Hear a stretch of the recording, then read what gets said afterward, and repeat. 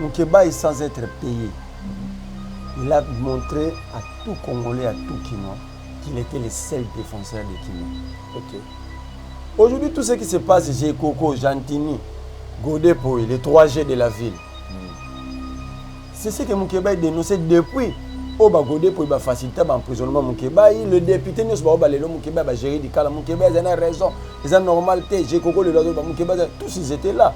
Donc, bah, privé Moukébaï, ben, Molima, immunité, tous ils étaient là. Excusez-moi, c'est un détournement. Godepoy, c'est un prévenu libre. Godepoy, moi je condamne Bana Bandal. Ok. Bon, je peux savoir si le député on a mouillé Yana Godepoy. Des députés médiocres.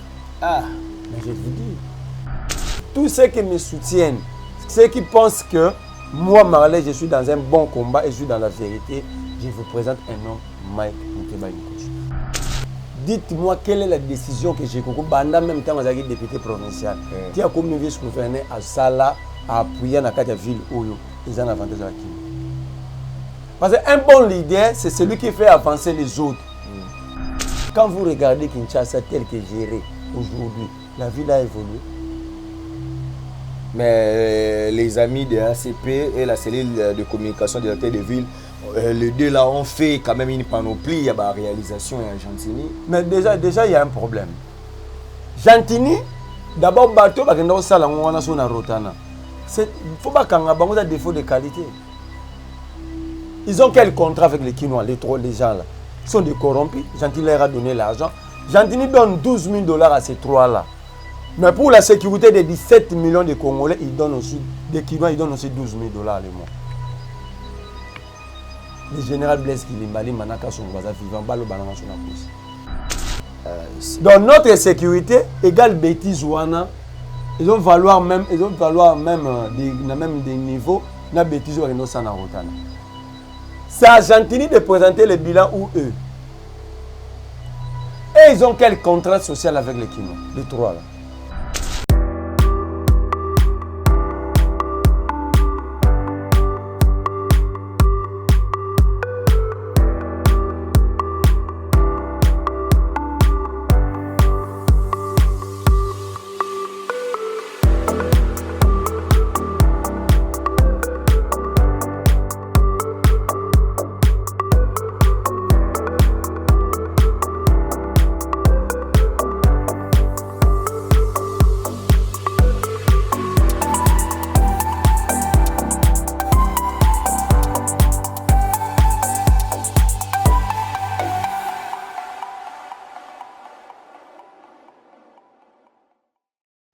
Puissance ya liloba eleki alisasi mbote na bino nyonso bozui libaku malamu ya kolanda Archidic Info toyebi ke boza ebele partout dans le monde peuple congolais kade tolobaka mibundela posoko mibundelité mutako bundela yo azate. Un réel plaisir de recevoir pour vous sur ce plateau Marley vous qui est un jeune politique. Donc quand on dit jeune, c'est par rapport peut-être il y a ceux qui a pemé, mais la jeunesse qui Tozolo Belalelo aussi, par rapport à la fonction politique, né na Congo, on dirait politique, il y a vieux, mais c'est un monsieur vraiment un responsable, surtout Azali cadre, il y a parti politique, Mounene, parti Nabiso, une heure, il y a président Pascal Niembo. Voilà. Avec Merlin, Torosolo La Penza, Makambo Etali République démocratique du Congo, Torobeta Masolo, il y a présidentiel parce que les loyaux, tout le monde vraiment candidature, candidature. On va discuter avec Merlin, Mambo Etali élection, on va parler de Mambo Etali sécurité nationale et puis actualité, Nyonso Ezali, Kota, la République démocratique du Congo. Je m'en vais directement saluer notre invité qui n'est d'autre que Marley, vous. Marley, mon amboka. Mbote na yo mbote ndeko Steve mbote na équipe momba ya Archidic télévision mbote na bakongo mani nyonso mbote pe na honorable Mike Moukébaï na profiter na émission na Epsa bana ya Kisasa ke Moukébaï aza candidat. Ah OK. Aza candidat na lokunga et que bato nyonso o bayibi bitumba Mike Moukébaï, voilà un candidat sérieux, voilà un homme qu'il faut voter parce que Aujourd'hui, le monde a compris que dans cette assemblée provinciale, il y avait un seul député sérieux, c'était Mike Mukebai. Alors, ceux qui ont PC chance ou en plus, il peut faire beaucoup de choses mieux que la Kisina Bana Kisasa Lelo. Azui, cette fois-ci, Lukunga Kaka Tona Lingwala. T'es bon, Moni, Azana Lukunga Kaka, partis ensemble pour la République, il faut que Bappé Sabatoutou, Bazana ba potentialité. Et Mukebai, étant qu'homme d'État, il a accepté de céder la commune de Lingwala à un autre membre de son parti politique. Il y a qu'un niveau national. C'est un geste de grands hommes, d'un grand homme d'État. Accepter de céder sa fief naturelle, c'est Botama. Beaucoup de politiciens, surtout la génération de Mambo. Mais Batumsu pe ndenge solo ba mana Lingwala ki akimi parce que Kombe Makasi aza face ya Jésus Noël Cheke ou asali ba preuve belé là ba événementiel aza face à Yves Bunkulu Zola ou aza ministre ou aza sensibiliser Makasi aza face ya ba ngolo mwe belé oyo ki balobi Mike Mukebai a gagné ki bango mususu kaka pour 2018 et ba kiosque ba nini mais cette fois-ci bango va se préparer en conséquence. C'est pas aussi une fuite en avance. Mukebai, sans être payé, il a montré à tout Congolais, à tout Kinois, qu'il était le seul défenseur de Kinois. Ok. Aujourd'hui, tout ce qui se passe, j'ai Coco, Jantini, Godepoy, les 3G de la ville. C'est ce que Mukebai dénonçait depuis. Godepoy va faciliter l'emprisonnement Mukebai. Le député Mukebai va gérer du cas. Mukebai, il a raison. Ils ont normalité. J'ai Coco, le Mukebai, tous ils étaient là. Donc, on préfère Mukebai, il y a un tous ils étaient là. Ils étaient en train d'applaudir que Mukebai est président. Mais aujourd'hui, ils ont ces raisons. Alors, un homme comme ça peut avoir peur politiquement de qui? Affaire à 12 maintenant, Jésus Noël. Il est payé, il a fait un travail parce qu'il a Zumbong. Mais Mukebai, c'est la Zumbong. Justement, il y a 12 mois de privation des émoluments et créé des problèmes. Mais Godepoy, il y a bombé dans la banque. Godepoy, excusez-moi, c'est un détournement. Godepoy, c'est un prévenu libre. Godepoy, moi, je condamne Bana Bandal. Ok. Bon, je peux savoir sur les députés, on a Mouyayana Godepoy. Des députés médiocres. Ah, mais je vous dis. Tout ce que Mukebai dénonçait, même la gestion de Godepoy. Aujourd'hui, tout le monde dit que Godepoy a géré ma baie. Mais lorsque Mukebai le disait, Mukebai sang le moko, mais c'est fait comme tout l'ensemble va contre eux. Vous ne pouvez pas avoir raison sur tout le monde. Aïdi Sangabi, vous avez l'histoire à Galilée, savant italien à Galilée. Galilée, la terre tourne autour du soleil, la terre tourne autour d'elle-même et autour du soleil. Dans la théorie à translation, on a rotation. Babomi et Balapidaï a Koufi plusieurs siècles. Babi que non, c'est type à raison. On a un événement d'éclipse solaire. Oh, déjà on balouka penako. Bango bazaro kanisake. Il faut nda kuna soza kina lemba. Faut bakuta on comme ça comme une ngaliema. Et c'est ce qu'on a se faire comprendre. Mukebai m'a donné l'exemple à savant là. Abi avant législative aussi là. Tout ce que j'ai dit, la vérité finira par triompher. Et vous les législative. Mais si on était dans une société humaine, réellement, la moralité est bien. Tout le Kinshasa, moi, si les politiciens, il faut applaudir pour Mukebai. On allait même imposer sa libération. Non, mais sa libération n'est rien d'autre avec Makamboa. Non, mais justement, ça prouve que c'est un homme qui a raison dans tout. Mukebai n'a jamais été condamné, il n'a prison. Même où il est kaki. Ça dit, dans sa carrière journalistique et politique, ça prouve que c'est un homme qui est dans le bon, qui ne ment pas pour à cause de l'archidique, à cause de la Godepoy, parce qu'il ne va rien gagner. Parce qu'à chaque fois que vous maltraitez, il sort toujours victorieux. La vérité finit toujours par triompher dans le camp. C'est-à-dire, comment est-ce que toute une société peut laisser un type comme ça être emprisonné Et les gens applaudissent. Comment est-ce qu'une société peut être en conflit avec la vérité? Ok, on doit avancer, donc, mais ici, je demande aux amis de Lukunga, en tout cas au moment des élections, ce n'est pas encore la propagande, mais on vous annonce. Et moi, je suggère qu'au moment des élections, en tout cas, votez utile, votez Mike Moukebaï. Moi, j'ai dit à mon président du parti, ok, advienne que pour un même parti, le parti peut me chasser, je suis d'accord. Je vais battre campagne pour Moukebaï. ok. Je vais battre parce que moi, je ne peux pas comprendre. Moutoua, Chava Lobarali Kamboza a raison. Il finit toujours par gagner parce que Hachem Mindou quitté, après Simbomoté, mais la réalité nous rattrape. Parce que le meilleur ami, la vérité c'est le temps, comme le meilleur ami d'un mensonge, ils appellent qu'à temps. Alors Moukebaï, dans les temps, il finit toujours par triompher. Alors comment est-ce que vous allez demander à moi, Marley, de ne pas appuyer un homme comme ça? On doit avancer. Donc moi je dis à tous mes amis de Lukunga, à tous ceux qui me... encore les moments. La campagne pété. Tous ceux qui me soutiennent, ceux qui pensent que moi, Marley, je suis dans un bon combat et je suis dans la vérité, je vous présente un homme, Mike Moukebaï Nkosso. Voilà, l'Isola vient à petit. Non, ça, les Cameroun, il y a vieux, n'a petit. Ça, on défend la vérité. Okay. C'est la chose qui peut nous faire avancer lorsque nous sommes capables de faire ce que Moukebaï fait. Quand il y a des choses ne vont pas bien, il faut le dire. Même si il faut le dire, surtout si tu es dans la vérité. Ok. En tout cas, retenez ce nom, Moukebaï Nkosso Hugues Michel. Oui, c'est Mike Moukebaï. Au moment opportun, nous ferons ce que nous pouvons faire parce que c'est vraiment notre aîné et nous voulons qu'il soit là, surtout à l'hémicycle cette fois-ci de l'Assemblée nationale. Ça sera très bon pour les confrères journalistes. Marley, on doit avancer. Dans ma camarade ya Kinshasa aujourd'hui, guerre Yabagé, et ça là qui m'a 2 ans, 1 mois, tout ça. Mais il y a quand il y a un congrès, il y a ACP, on a encore vu Gérard Moulumba en Congolo. Tandis que politiquement, Gérard veut remplacer, veut faire l'intérim. Gérard Gentini, tyranné. Après, tout le monde y est. Qu'est-ce qu'ils veulent nous dire? Que Kinoa a rancunier, Kinoa n'était pas potentiellement en fonction, mais humainement, c'est normal. Parce que tu as vu au moins la présence de Gekoko dans Béatrice. Le 3G de la vie. Mais il dirige ton destin quand même. Pas mon destin. Comment est-ce que le destin vous a dirigé dans Batami?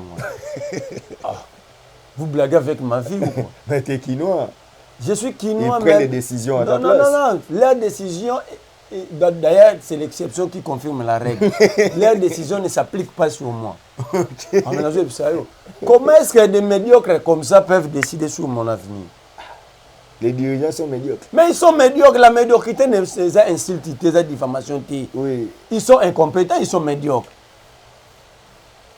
Dites-moi quelle est la décision que j'ai compris. Banda même temps, j'ai député provincial. Tu as comme vice-gouverneur à Sala, à appuyer dans la ville où ils ont un avantage à la Kino. Parce qu'un bon leader, c'est celui qui fait avancer les autres. Ils ont biceps cité, ils ont reçu narraté, ils ont un bon leader, ils ont taïté, ils ont mounénété, ils ont santé, ils ont la pombaté. Un bon leader, c'est celui qui sait avancer les autres. Alors quand tu diriges une province ou un État, ça dit tu es leader, on doit voir les signes d'avancement. Quand vous regardez Kinshasa tel que géré aujourd'hui, la ville a évolué. Mais les amis de ACP et la cellule de communication de la tête de ville, les deux là ont fait quand même une panoplie, il y a la réalisation à Gentini. Mais déjà il y a un problème. Gentini, d'abord bateau, il faut pas qu'on ait un défaut de qualité. Ils ont quel contrat avec les Kinois, les gens là? Ils sont des corrompus. Gentini leur a donné l'argent. Gentini donne 12 000 $ à ces 3-là. Mais pour la sécurité des 17 millions de Congolais, ils donnent aussi, des Kinois, ils donnent aussi 12 000 $ le mois. Le général Blaise Kilimbali, Manaka Songobaza, vivant, Balo Banana Sonakos. 12 000 $ pour sécuriser 17 millions de Kinois. Mais pour pas que nos causes s'abattent, que Gentini Sali Moussala, après si on dit 12 000 $. 3 personnes, 12 000. Je donne le bon temps. Si on a aussi même bâton, il y a un bâton. Si on peut pas ligner, il y a un débat. Donc notre sécurité égale bêtise ouana. Ils vont valoir même des niveaux na bêtise ou reno sana rotana. C'est à Argentine de présenter le bilan ou eux. Et ils ont quel contrat social avec les Kinois, les trois là. Premier élément donc la forme est biaisée. Bango ne va pas expliquer parce que nous Kinois on aurait dû poser des questions à Argentine. Bango c'est pas qui wana, babika totongi lenge ça qui maîtrise le kilométrage lenge. Toba tuna bango bon ndenge bolo pas journée c'est pas qui non ba komara ndenge baza. Tant que nous avons dit que Mouto y était présenté parce qu'il n'a aucun contrat social avec le peuple kino. Mais il prend les soins pour que le bon sombi à présenter. Donc la Bible et l'English a fait comment est-ce que vous procédez à un appel d'offres? Quelle est la procédure appel d'offres? Les 3 ans, ils allaient répondre. Donc pour toi, Gentini a fouillé. Il sait que autour de ça, d'ailleurs, ceux qui sont présentés, ils ont dans la ville. Le bilan en termes de gestion, il y a un locataire qui va présenter. Il y a un immeuble qui a quitté. Et comme.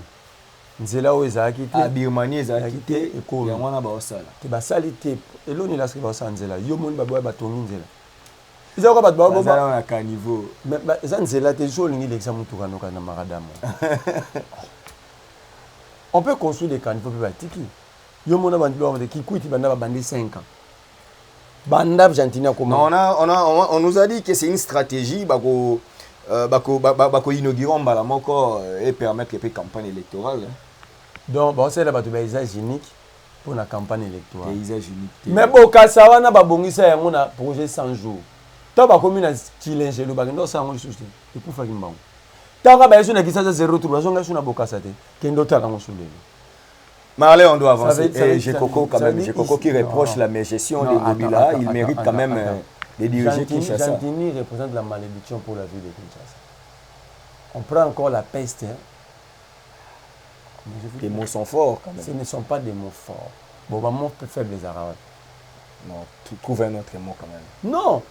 Associer Gentini et Gekoko et Godé pour ça, c'est la trilogie wana. Ça dit, ça va besoin qui ça, ou tu as on a mort, besoin de voir cimetière, na certain.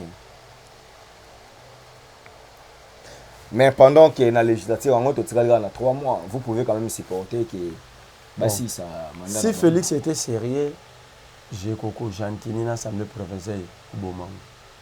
Ah bon, il y a aussi Bolobani qui a beaucoup de côté, papa. Cette assemblée a répondu. D'abord l'ensemble a répondu dans tant de ça tout le monde le sait, hein? Même j'avais reçu certains députés provinciaux, qui Toya na ba projet. Toya na ba nini et les cadres. Député a un projet. Député a une proposition. La proposition ba loi. Ba ya na ngoti. Ba bi godem pour ya benga ba plénière sur 4 fois na session. Elle a zo benga plénière 4 fois.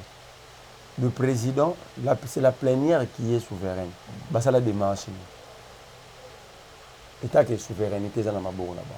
Donc pour vous et les députés, ça dit bango tout bagolo babongo bango luka pour peuple amona ke bango bazana faute to basaki dynamique ngobila to basaki di ngob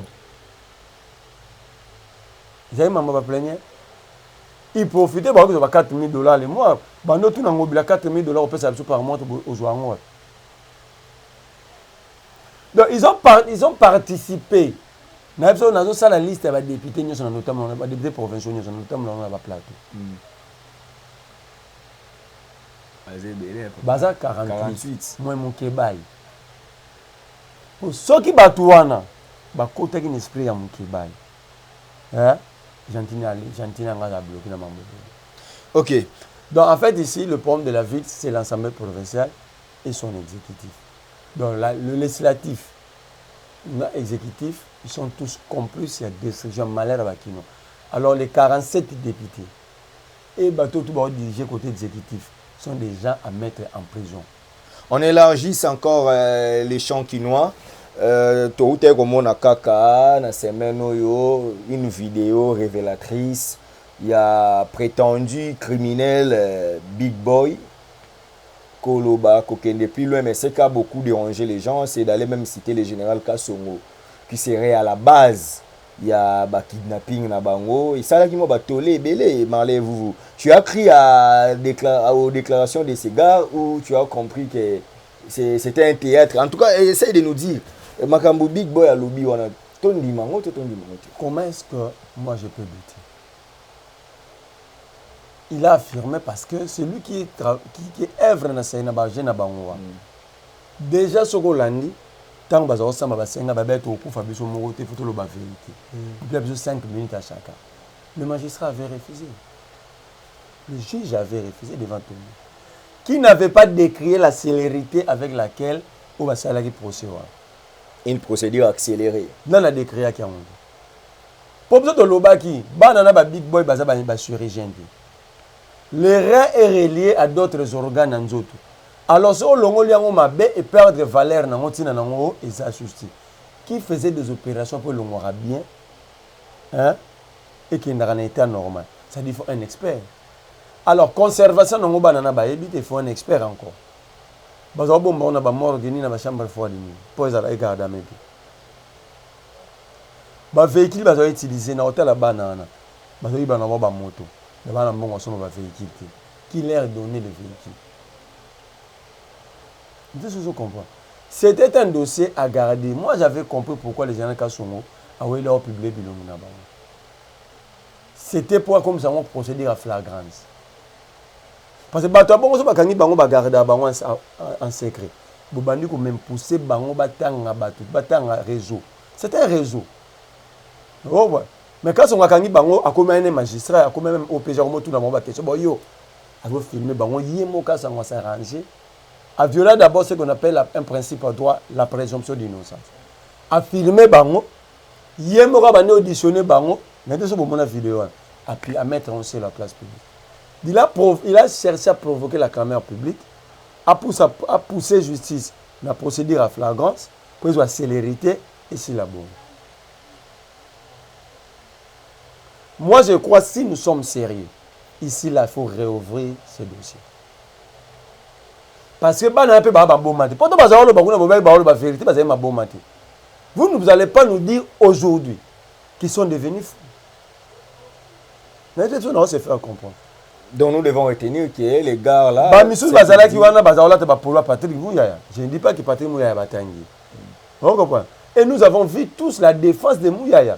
Dire que les Abangiba sa main noire, Abangiba saboter francophonie, il n'y a jamais eu trafic d'organes. Et tout ça, on comprend.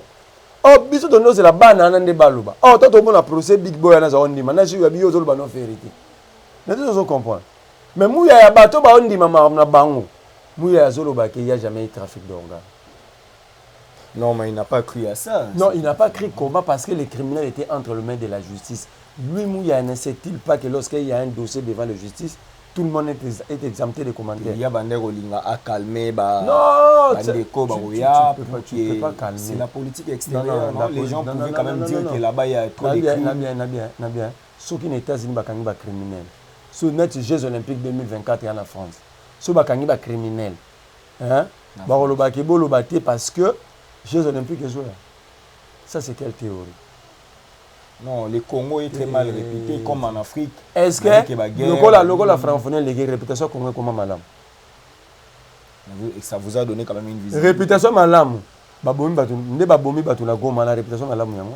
C'est pourquoi je vais aussi qu'on parle de ça. Non. En fait, ici. Là-bas aussi, il y a en fait, ici, cette histoire, il y a un enlèvement et kidnapping. Au monde, il y a des organes qui sont dans l'aéroport, il faut pas mettre sa filière. Oh, déjà, moi, les qui c'est. Ouais, ça qu'il faut jouer parce que c'est yo so qui n'est qu'à aéroport en Gilia. On va te fouiller. Mais comment est-ce que les organes sont là? Vous allez comprendre les raisons pour lesquelles il éviter que ça avec célérité. Moi, dans la Big Babinin, bakangi biso pour babenga ki biso sala ngosiko contre batu moko boye, biso boyi na biso. So landio dione bien. Et bakonzwa lelo bakomo menacer biso. Ça veut dire qu'il faut prendre ça au sérieux. Banani ba menacer bango.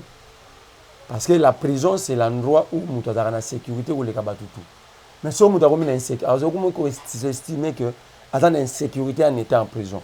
Alors, il faut que le gouvernement nous dise où est-ce que, dans quel coin de la République, citoyens congolais dans la sécurité. Et surtout que je rappelle que Marley a fait la prison. Non seulement, Yoka Siro, mon document. Batu baza ya commune na lingwala bazo ko accuser gouverneur ya lingwala te ka mwana ya 4 ans.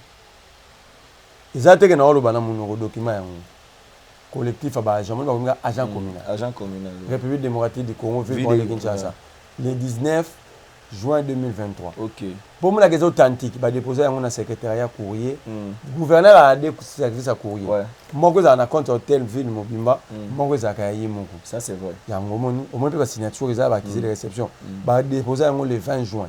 Yambula o. Transmis copie pour information. C'est la totale. Awa ozomono. Objet ouais. Oeza la police ville de Kinshasa. Oeza ministère provincial la ville de Kinshasa.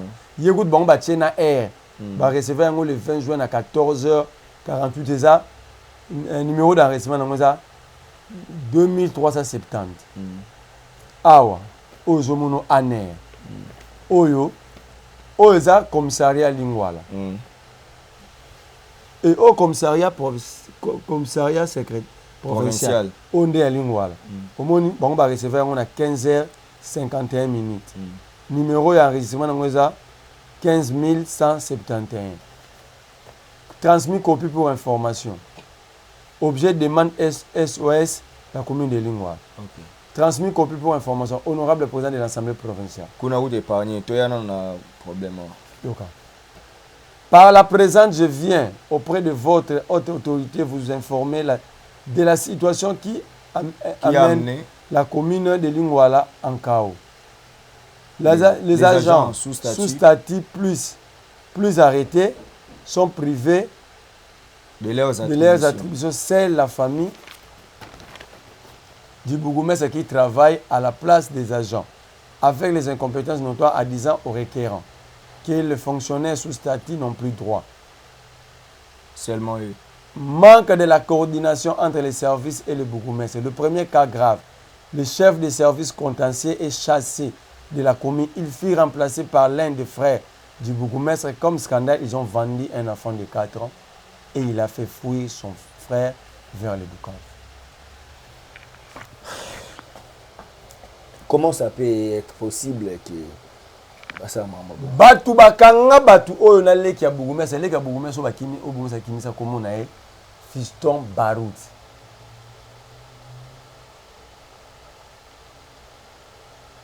Nazo ba journée c'est balinka ba pesa bango mbongo ba aider famille oyo mama oyo azali.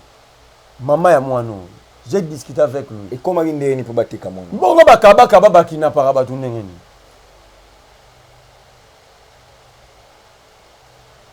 Donc ça wa ba zuka mwana mobo e ba déplacer. Mais ndeka bana ba bimara ba zu mwana ya batu. Et ko yeba na neni mama oyo akeko sala plainte mama na nga elingo na bombi na bomba na komone dans le technique par quelle mesure dans oui média faut que cette dame parle, le pays doit l'aider, il faut aider à retrouver moi au cas contraire on doit arrêter les bourgmestres parce que aux a politique ça ce n'est pas la politique mon cher ami, nous sommes tous parents ndenge bana no bazabe ba ke classe pour yo kisko bazu moi no bateki na ça même bandeko na nga union sacrée si réellement nous sommes congolais ça ce n'est pas la politique. Na ya omo na boy dango kota mamna bango te commune bateka kelo ça j'entre plus. Ça c'est gravissime, la traite de l'être humain. C'est comme si on a vendu. Moi je suis invité dans une émission, il y a Bakinois, je pars avec ça. C'est comme si ils ont vendu ton enfant.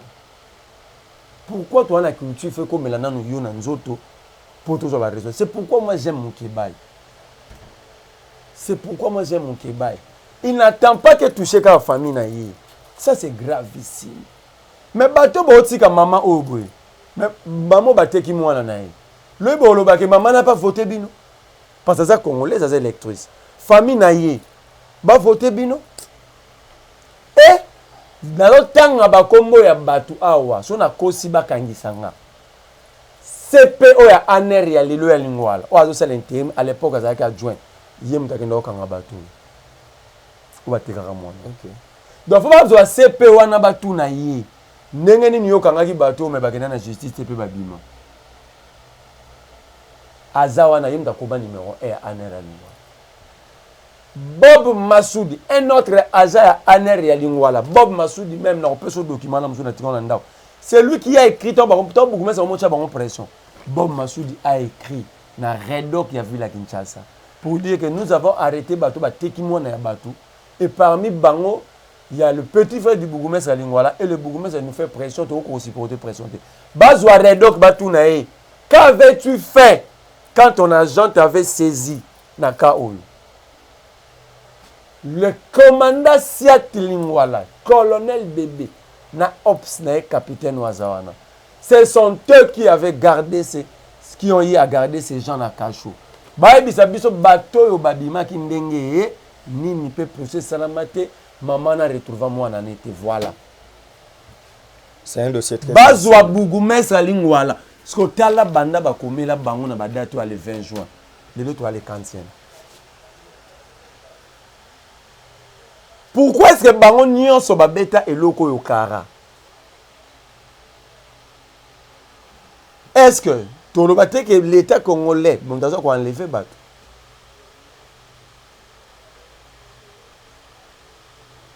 Surtout l'état congolais dazo ko enlever biso ba peuple na ye. Toujours quoi ça? Ça, ce n'est pas l'indice qui prouve.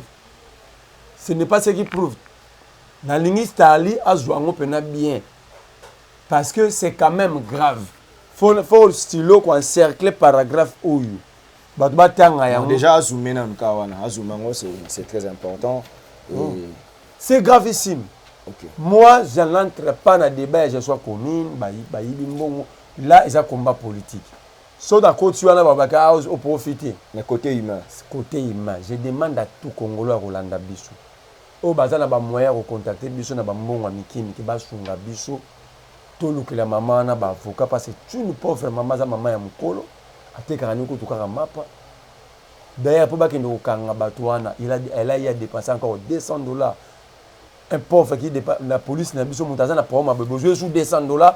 Mais bokangi bato ngo po kimisa bango lisusu. Alors qu'à ce stade la justice est je demande vraiment de la soutien. Je demande pardon, des soutiens pas à maman bato wana, bato à bonne volonté. Je vais constituer un conseil d'avocats avec tous ces documents à l'appui. Je sais que pour ça là droit vous avez quelques avocats, faut nous donner base na mutema malamba ta la kaya maman wana. J'ai discuté avec Moukebaï m'a dit lui il va envoyer ses avocats. Nous devons suivre cette question. Merci, vous. En tout cas, ça nous a dérangé. On a besoin de la diaspora, en tout cas, tout le journaliste et tout ça, pour conférer de presse, nous avons besoin de vos appuis, vos moyens pour contribuer vraiment. Pour Amonia, vous passez par Chidik, Steve Kamang, vous passez par hier. Ce n'est pas obligé de passer par moi seulement. Parce que Natchepe Archidik pour continuer l'équipe. Non, mais ça, moi, je suis parent, je ne peux pas tolérer. Donc, on continue l'équipe, nous devons travailler pour que la vérité soit dite. Pour que lobby bateau, bah, l'intention, comme ça, on doit mettre fin à ça. Très bien. Le Bougumès, c'est comme le président de la République Nakatia Komi. Ouais. Si celui qui est censé nous sécuriser participe dans des coups pareils, c'est que nous sommes pleins en sécurité. Très bien. Je porte ça, en tout cas, ce sera mon combat et on ne peut pas laisser. Moi, je suis parent, j'ai des garçons, donc voir que non, ça je ne tolère pas. Avec notre OYO prouvé, en tout cas, on doit faire un effort.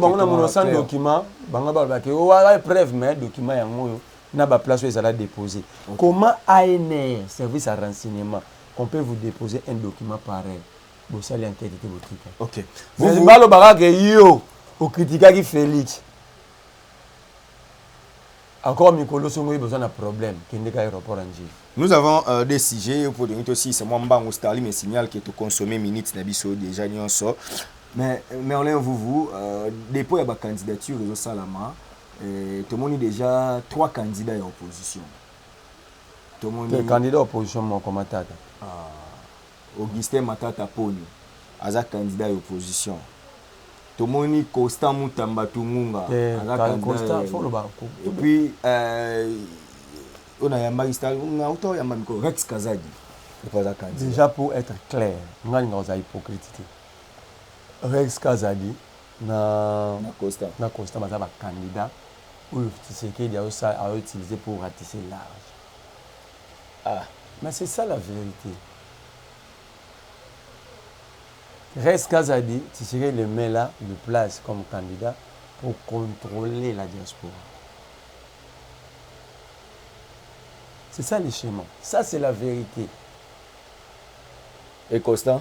Costa, c'est son candidat que Tshisekedi veut utiliser comme opposant. C'est le candidat de Félix Tshisekedi.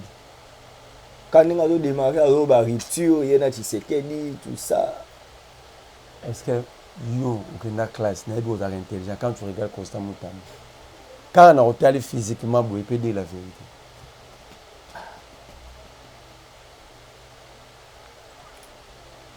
Ce n'est même pas un débat. Mais Matata a été huilé ce jour-là à Outi. Par Costa Moutamba. Oh, Costa a rien. Moi, c'est par Costa Moutamba et ses hommes. D'ailleurs, c'est gravissime. C'est lui qui veut. D'abord, Costa Moutamba, c'est un juriste. Je ne suis pas juriste. Mais lui, étant que juriste, il sait que pour que mon toit il faut que la culpabilité soit prouvée. Et la culpabilité ou l'innocentement, ils ont prouvé devant les cours des tribunaux. Lui, étant que juriste, il peut nous montrer la qualité d'un juriste où est-ce que la culpabilité de Matata a été prouvée. Alors, un type comme ça, qui viole le principe, viole les règles, alors, Bodo Ngaboucha est candidat pour soit par exemple, par hasard, il se retrouve président. Ça dit ici, c'est fini. Rien que par ça, c'est fini. Donc, ça veut dire. Félix... Tu attaques même les opposants. Qui t'a dit que Costa Moutamba est opposant? Ah, j'ai été à Showbiz. Na conclave. Mais yo,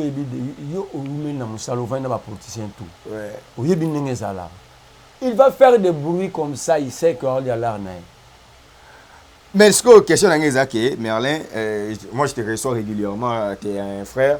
Mais au tout cas, on dit maté sur la tenue des élections. Mais à la ligne où vont les choses, et tout le monde pense que l'élection est ça. Donc vous vous rendez compte que vous avez Libanda parce que vous déjà dans la négo quelque part, au bout d'une heure, vous avez l'élection, vous avez Libanda ma solo. Mais la politique des chaises vides ne paye pas. Aujourd'hui, vous avez regretté que vous avez Libanda alors que l'élection est ça. Si vous politique à chaise vide de foot à rater, mais politique à cautionner des bêtises, les Arabes. Aller aux élections, c'est cautionner les bêtises. Moi, nous avons une élection au congrès de presque dimanche. Ah, papa. Sur les élections, c'est des élections politico-tribales. Comment? On a démontré le caractère politico-tribal, puis on a démontré que le congrès a eu de presse. Si c'est que dit Félix va être candidat, va remplir un second mandat. Il est Moulouba, membre de l'UDPS. C'est lui qui nous organise ces élections. Moulouba, membre de l'UDPS. Non, là où tu Kamba, Azamana papa. Nabi Azaka c'est tout Moulouba tout. Et Moulouba oui, mais Azamana l'UDPS. Azamana membre de l'UDPS. Albert Mouleka, 15 ans directeur de cabinet Tshisekedi. Aloba yanga bingam na notifié na nomination comme président de la fédération IDPS Afrique du Sud. Et ce cas dit maloba a tout mutu moka IDPS abima bige de kosa le bermole. Pourquoi? Au nom du président Tshisekedi, Albert Mouleka avait notifié des Mikabi.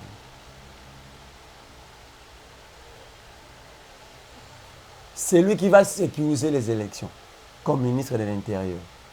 Moulouba, membre de l'UDPS. C'est lui qui va autoriser les décaissements, le ministre des Finances. Moulouba, membre de l'UDPS.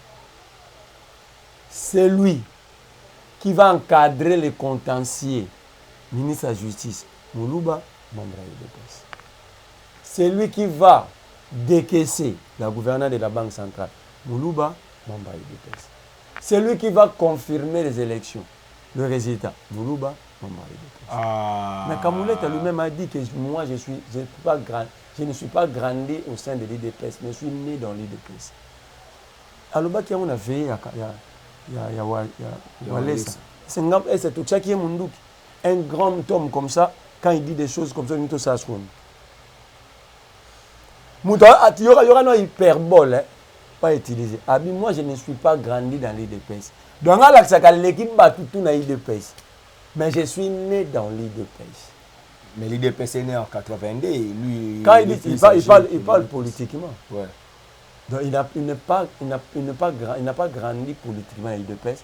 Mais lui, sa naissance politique, il est né au sein de l'IDPS. Alors, en quoi ce sont les élections? Je voulais démontrer le caractère politico-tribal de ce qui s'est en train de se tramer ici. Mais je vous parle maintenant d'un congrès de l'IDPS. Ce sont les mêmes individus qui sont membres de l'IDPS. Alors, comment vous voulez que nous puissions aller au congrès de l'IDPS? Mais il y a quand même l'inclusivité, Marley. Quand vous regardez Kadima, aujourd'hui Kadima est en train de nous organiser par enrôlement monsieur.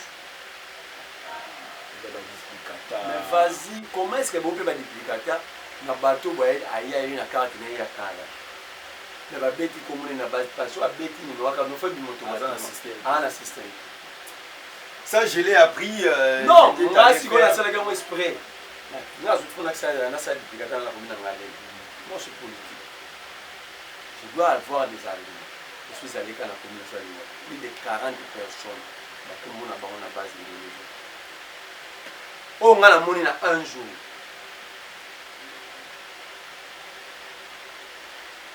Plus de 40 personnes. On dit que 2 personnes vont venir au président de la ville.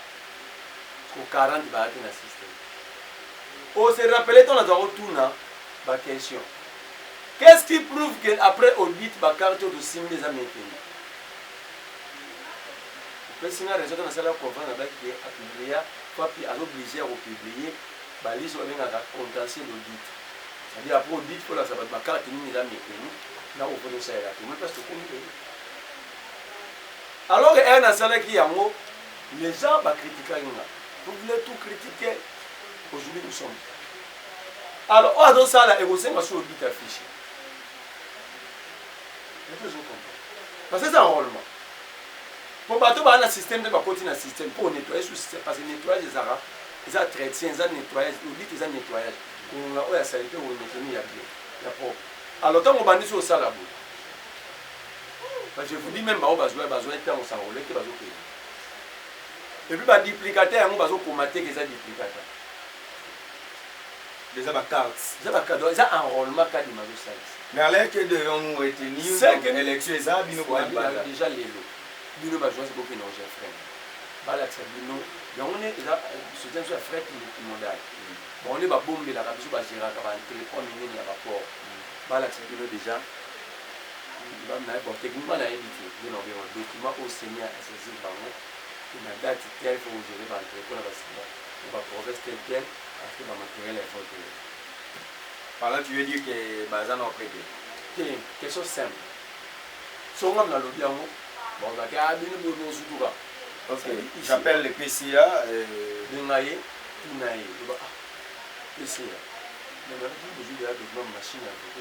J'ai même le numéro de DG.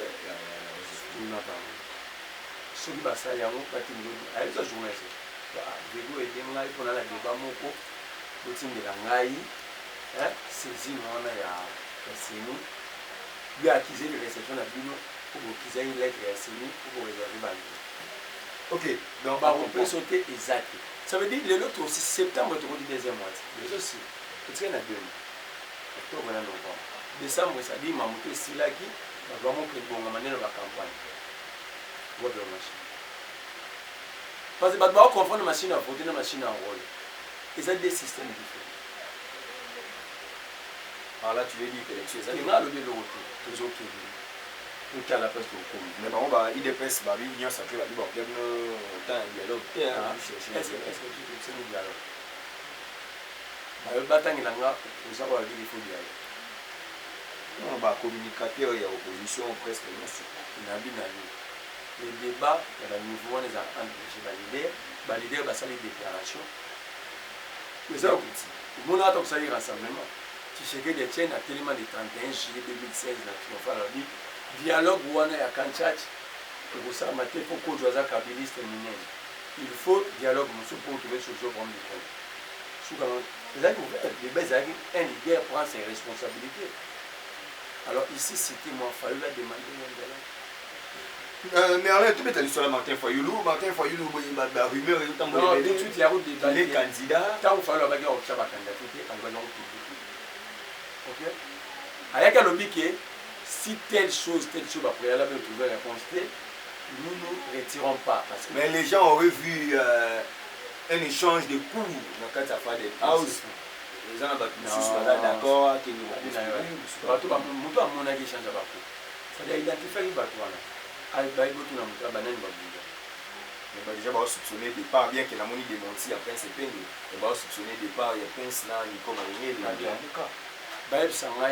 Déjà, Prince Azalara, le président a dit Nico Marinier, ça veut dire déjà là, bateau pour ça, des bains pour démontrer caractère mensongère. Ça dit, bango, il n'y a pas pour m'amener pour présenter le bilan à la peuple. Bon, par exemple, on a une distraction à comment faire.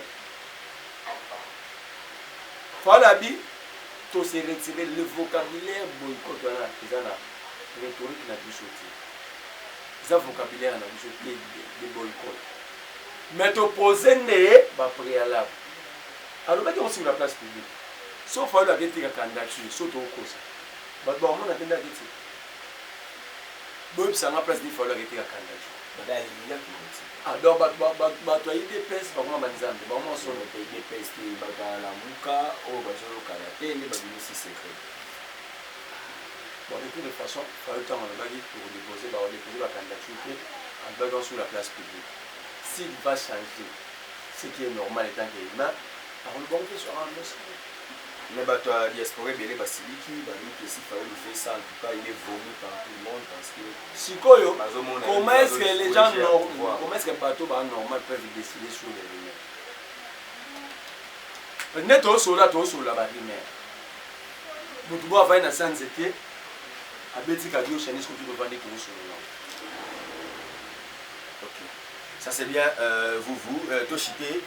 Stani Boujakira, notre confrère, et maintenant au CPRK, pour avoir, selon le parquet, pour avoir donné une fausse information sur un prétendu rapport à ANER au dossier Chéribin Okenge de Réseau au Tilelo à Zaraka à mort depuis le 13 août, le 13 juillet plutôt, Tilelo à mort. Et il s'agit de Stani Boujakira, pourquoi? À ton avis, pourquoi vous avez coupé sur la fausse information? Bon, est-ce qu'on peut arrêter un journaliste pour un papier que lui n'a pas porté ça, qui ne porte pas ça? C'est la grande question. Le coup, là, au temps, on a fait s'abonner, qu'on soit abonnement. Pour s'abonner, peut-être s'abonner à YouTube, qu'on soit abonnement pour le foot. Comme on est s'abonner, ils savent pas lire, activer les gens. Mais comment que des intellectuels peuvent faire des débats sur des documents au raro s'abonner car les papiers Jeune Afrique par Jeune Afrique ne portent pas la signature de Stani. Ce qui veut dire que la salle journée de la responsabilité du directeur de la publication. Il y a tout ce qu'on comprend. Pourquoi maintenant Stani est arrivé? Donc on va nous expliquer aujourd'hui. Infraction à You. Nous vendons à Fubakangela Mostar. Pour ça la chaîne. Alors que l'infraction est individuelle. Mais pour que Stani Boujakira m'a fouté à moi. Faut que je directeur la publication, il ne faut pas savoir que ngate, ben faut que pas so bango, ba yebi ndenge Stani m'a fouté à moi. C'est le chemin détourné. Ce qui Stani m'a fouté à moi. Qui est la chose? C'est ce que de lui-même a commis des erreurs. Il a humilié Baja un renseignement à Watiki Bamba qui vend la Libanda. Libanda, François Béa, Babisséné. Bon, pourquoi? Ils peuvent fuiter pour humilier Félix. Je ne sais pas si je peux comprendre. Au lieu d'arrêter Boujakira, il faut aller là-bas.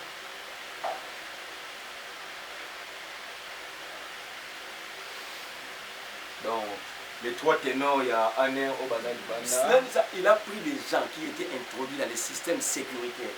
Très introduits. Des sécurocrates. A humilié François Béa, a humilié Mbélou, a humilié Bisséné. Bisséné, Babili Sanami, Kakala Naye, à la Zubango. comme ils sont incompétents, ils ne savent pas comment gérer les situations, bah, à niveau, on a qui va arriver à Nabango, ou qui va se faire jouer. Est-ce qu'ils ont réfléchi sur ces pistes? Très bien. Donc, ça c'est un DD. Si la publication, tu as que Boujaki là, ta publication, tu peux savoir, hein, bénéfice à toi. Bon, si Boujaki avait publié des fausses informations, le vrai c'est. Le vrai, c'est-à-dire qu'il n'avait pas eu. Chéribin n'était pas tué à la Libéria. Mais il était tué parce que Tilélo, ça fait 3 mois. Parce que c'est ça l'honnêteté intellectuelle. Lorsque vous êtes capable de dire que telle chose est faux, vous devez montrer les vrais. C'est ça l'honnêteté intellectuelle. On vous accorde le bénéfice de vie. Boujaki l'avait mal. Ok? C'est très bien. J'ai un fait mais le vrai. Ok. Vous touchez la question de Soukapenza parce que ici, procès à Goma. Que à Goma, mon auteur intellectuel, c'est Félix. Mais l'article 10 de l'article 10 il y a l'ordonnance loi portant organisation et fonctionnement de la garde républicaine. Babi Boué. Sur le plan opérationnel, les commandants des opérations à la garde républicaine. Si on dit bon, ça la acte ça l'opération opérée quelque part. Des côté de la Jama Kaboul, des babimana le commandement des opérations à la relève du président de la République. L'article 10 dans l'action. Donc, c'est lui veut dire que pour Nayo, pour la loi. Sur le bien, nous avons la procédure. Pour la loi. Non, déjà tu as cité l'article 10. Il faut battre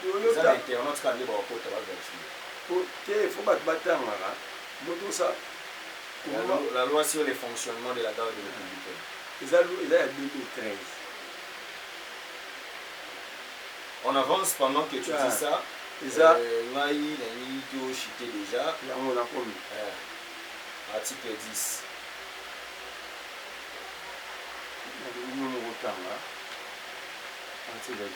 Sur le plan, ok, c'est bon.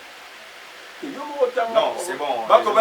Babi, sur le plan des opérations, les commandants de la garde républicaine relèvent du président de la République. Sur le plan de l'administration et de la logistique, il relève du chef d'état-major général. Chef d'état-major général, unité ou spécial. Chef d'état-major de la charge de l'opération. Il y a un contrat sur le plan de la ressource humaine, il y a un nombre de bazar. Il y a une logistique, tout ça. Mais pour pas que nous poser acte. Une réaction après la condamnation de Jean-Marc Kaboul? Non, c'est un procès qui n'est pas allé au fond. Parce que aller au fond, c'est nous dire le parquet devait enquêter sur des banques de Jean-Marc Kaboul pour démontrer que Jean-Marc avait menti. Utiliser Jean-Marc Kaboul comme renseignant. Après ça, il va vérifier. La société va nous voir le procureur n'a pas cité. Parce qu'en réalité, si cela est vrai, la société n'a pas la poursuivre pour mafia, complicité. Mais si cela est faux, mais la société n'a pas porter Jean-Marc Kaboul plainte. Qu'est-ce que vous comprenez? N'a pas été là. Les procureurs représentaient toujours. Ça dit, comme avocat de la société. L'image de la société, c'est la terre. La société n'est pas d'accord l'image de la terre.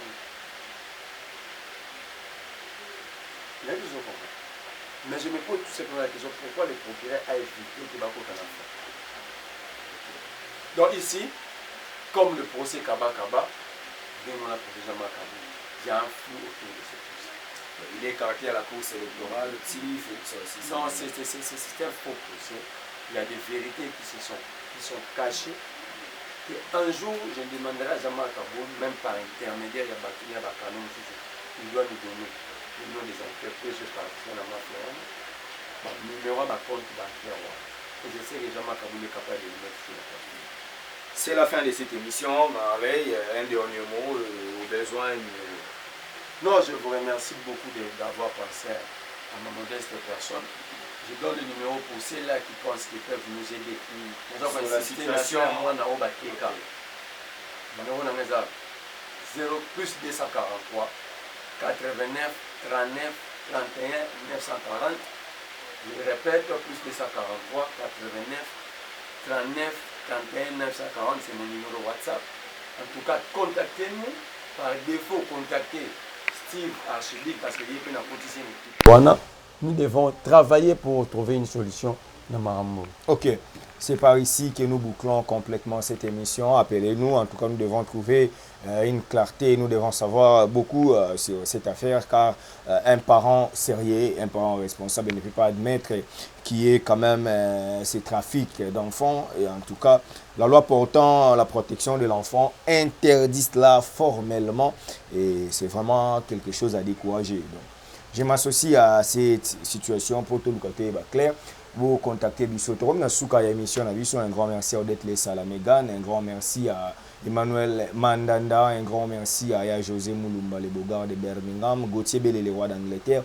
Merci à tout pour soutenir. Merci à ingénieur Starly Lima pour la réalisation de cette émission. Merci à Marley pour l'invitation acceptée. Donc, on a bino, tokutani mbala ya simande ka toloba peuple congolais mi bundela pour se remettre bundelité, muta bundela yo azate. Donc, puissance ya liloba, il est qui a l'issassi.